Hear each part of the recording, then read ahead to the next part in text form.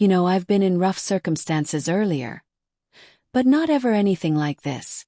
Here's some short background. Around 2 weeks ago, I was running dangerously short on funds. I suppose the demand for shady contractors wasn't exactly at an all-time high. At that point, I was willing to take any job that was less demanding than killing the president. I got exactly what I wanted about a week after the eviction notice came in. $20,000.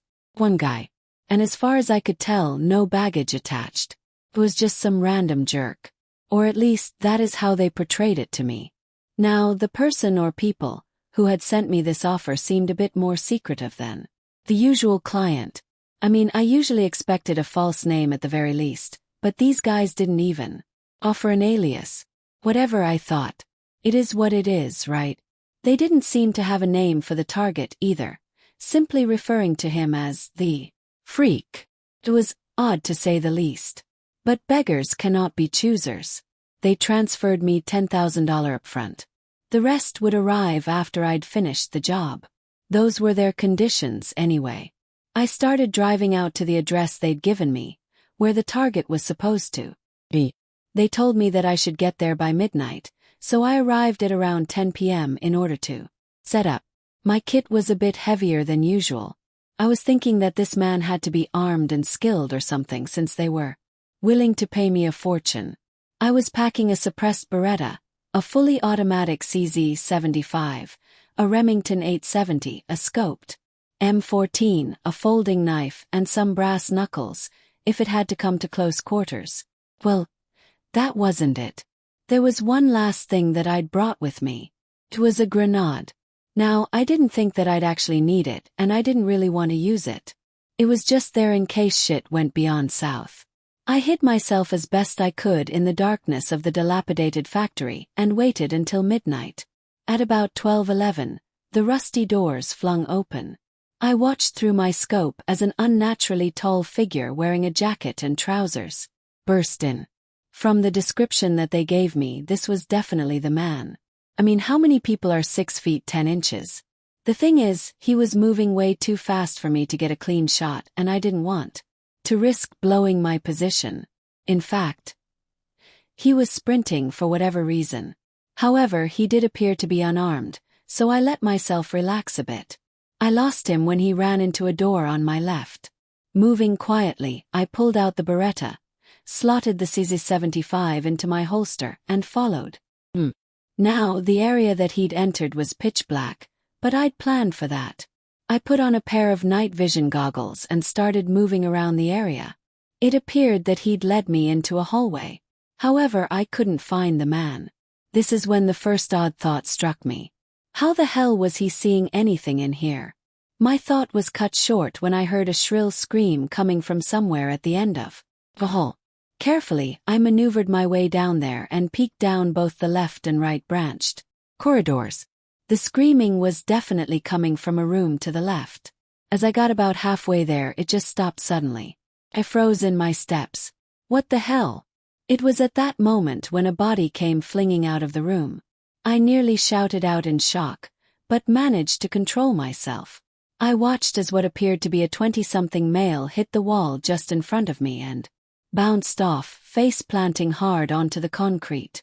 It made a sick, squelching noise as it did. Getting a better view of the body, I noticed that one of the legs seemed to be crumpled.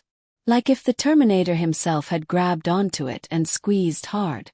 I could hear whatever had done this starting to come back out into the hallway. Feeling extremely disturbed and somewhat unprepared, I silently retreated out into the main entrance. From there, I leveled the CZ directly on the intersecting corridors and waited. There was no way that he could see me. Right? My heart skipped a beat with nearly every step that the guy took. He was getting closer. Closer. 3 more steps. As soon as he came into my view, I emptied the entire magazine. My accuracy has always been pretty decent, so I'd say more than half of them hit. Over. He was still standing. And not just that, he barely even flinched. That is when I got closer look at his face. All I can say is, no one looks like that. In fact, Nothing should look like what I was staring down in that dark hallway. His face was unfathomable. Not like the typical demon or mutant that you see in the movies. It was something that the human brain wasn't meant to come face to face with. It didn't belong in our realm of existence. The eyes were constantly altering. Morphing, if you will.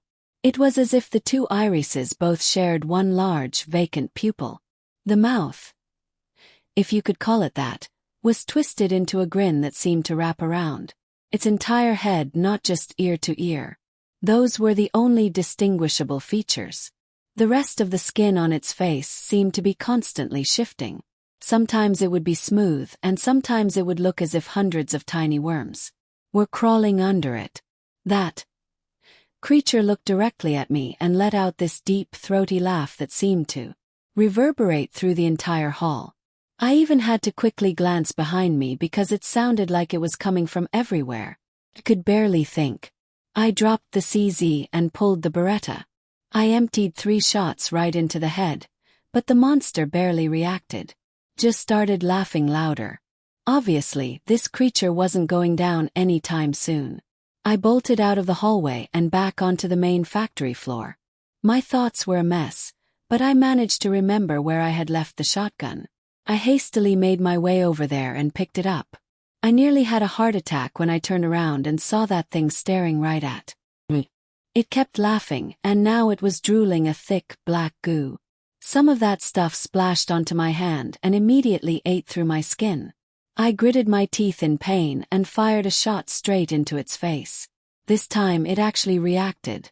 I could see the rounds had punctured its flesh, but only shallowly. Its laugh cut off, replaced by a piercing, ear-splitting shriek that nearly ruptured my eardrums.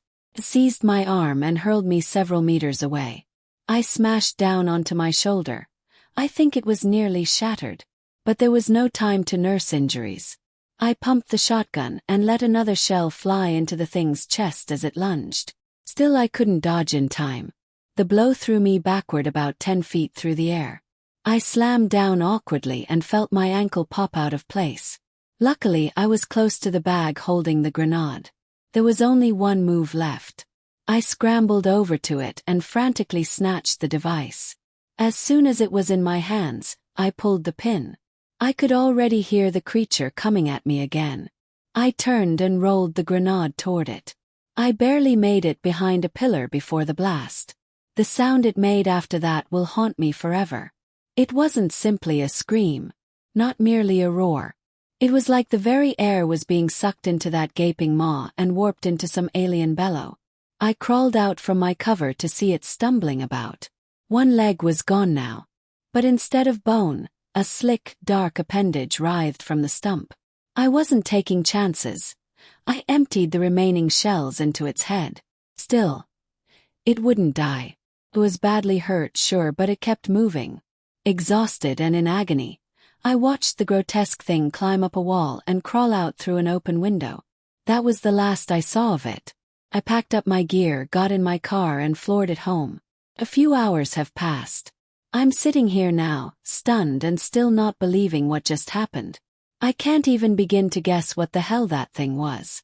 I tried to reach the people who hired me, but they've gone quiet. Course. But then I saw something on the news that caught my attention. They reported a murder in an abandoned factory. The same factory I had been in. And here's the twist. The guy I watched get smashed against the wall was a wanted enforcer for a local gang. Only days earlier, another man had been killed in a nearby town. When police searched his place, they found overwhelming proof he was a contract killer, like me. And it didn't stop there. 5 hitmen or enforcers have been found dead this month alone, all in the same state. Authorities think the cases are connected. I remember seeing chatter about something like this on the dark web a few weeks back, but I shrugged it off. I figured whoever they were must have been sloppy. I even watched a police briefing where a reporter asked if this was a lone vigilante. No, the officer said. The way these men are dying suggests something else. It's too savage. Like the work of a completely deranged psychopath. That thing is still out there. If it comes after me again, I don't think I'll be as fortunate. Maybe I'll hire someone else to try and kill it. Worth a shot.